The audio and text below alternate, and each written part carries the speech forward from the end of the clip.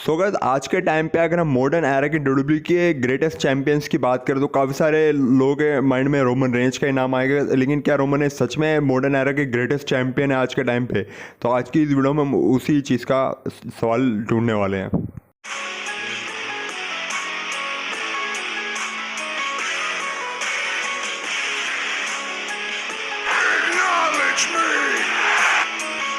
So guys आज के time पे जो डब्ल्यूडब्ल्यूई के टॉप चैंपियन है, यहाँ पर हम बात करें वर्ल्ड चैंपियन की, तो वर्ल्ड चैंपियन हमें हर टाइम अब डब्ल्यूडब्ल्यूई में देखने को मिल जाते हैं, हर हफ्ते देखने को मिल जाते हैं। लेकिन आज के टाइम पे बहुत कम ही ऐसे वर्ल्ड चैंपियन होंगे जिनकी मतलब प्रेजेंस फील होते हैं, जिनके मतलब प्रेजेंस इंपॉर्टेंट लगते हैं। मतलब जो जब रिंग में आते तो ऐसा लगता है कि कुछ बड़ा होने वाला है। मतलब बहुत ही कम ऐसे वर्ल्ड चैंपियन हैं जिसको आज के टाइम में फैंस इंपॉर्टेंस देते हैं, और उनमें से एक नाम रोमन रेंज का है।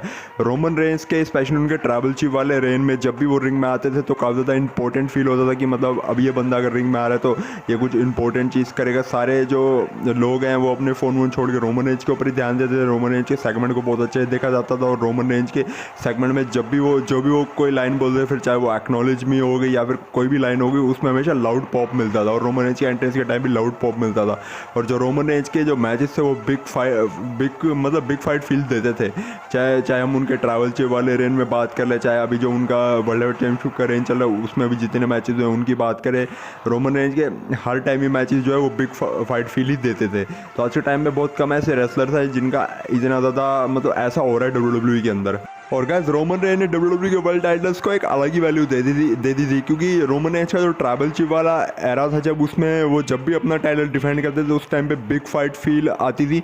तो ऐसे में रोमन रेंज जो चैंपियनशिप है उनको एक अलग ही फील देती थी।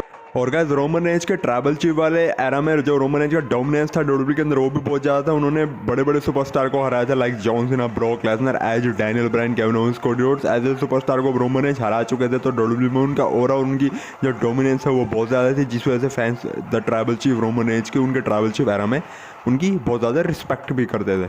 और गाइस रोमन रेंज ने अपने ट्रैवल चीफ वाले एरा में बहुत बड़े बड़े सुपरस्टार के खिलाफ अपना टाइटल डिफेंड करा था। ऐसा ही नहीं है कि रोमन रेंज सिर्फ मैचेस लड़ते चले गए थे, उन्होंने अपना टाइटल डिफेंड करता और सक्सेसफुली रिटेन भी करा था, जिस वजह से जो रोमन रेंज का ट्रैवल चीफ वाला एरा है वो लेजेंडरी बन गया था। रोमन रेंज का ट्रैवल चीफ वाला एरा लेजेंडरी बना था ब्लड लाइन के इम्पैक्ट की वजह से, क्योंकि ब्लड लाइन की भी स्टोरी लाइन चल रही थी ना, जिसमें हमें इतनी सारी चीज़ें देखने को मिली थी, बीट्रेल, पावर स्ट्रगल और सैमी ज़ेन का ब्लड लाइन वाली स्टोरी लाइन में ऐड होना। तो उन सब चीज़ों ने उस मतलब ब्लड लाइन वाली स्टोरी लाइन में और रोमन रेंज के जो ट्रैवल चीफ वाला एरा चल रहा था उसमें इमोशनली इन्वेस्टेड कर दिया।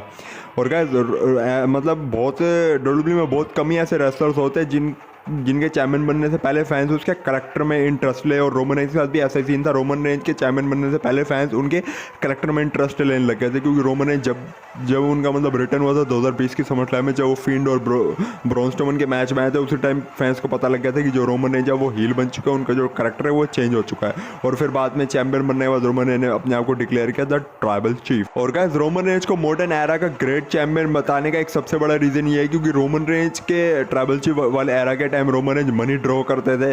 रोमन रेंज की जो मर्चेंटाइज है वो भी बिकती थी, और रोमन रेंज अपनी स्टोरी लाइन में जो फैंस हैं उनको इमोशनली इन्वेस्ट भी करवाते थे। तो इस वजह से जो काफ़ी सारे फैंस हैं रोमन रेंज को ग्रेट चैंपियन मानते थे।